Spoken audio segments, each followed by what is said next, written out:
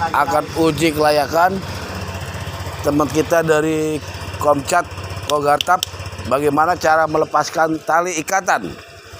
Melepaskan tali ikatan dalam hitungan detik. Ya. Kita bisa praktekkan. Ayo mulai, coba. Siap. Ya.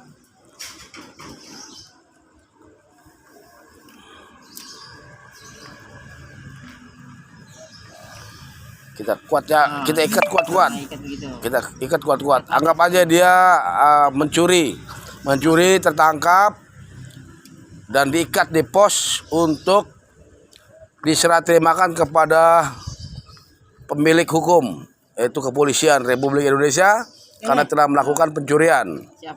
Maka ini sebelum kita serahkan kepada yang berwajib, kita ikat dulu supaya mereka tidak lepas. Dan semua itu adalah sebuah simulasi contoh, ya. Nah, bagaimana cara melepaskan tali dengan hitungan detik? Nah, itu kan, itu. Pas lagi, ambil itu. Kayaknya lagi ambil sarungnya, apa? Jaket.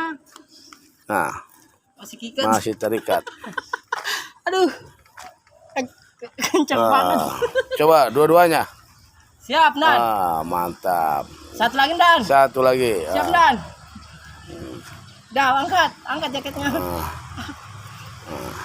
Itu adalah posisi terikat. masih posisi terikat, ya.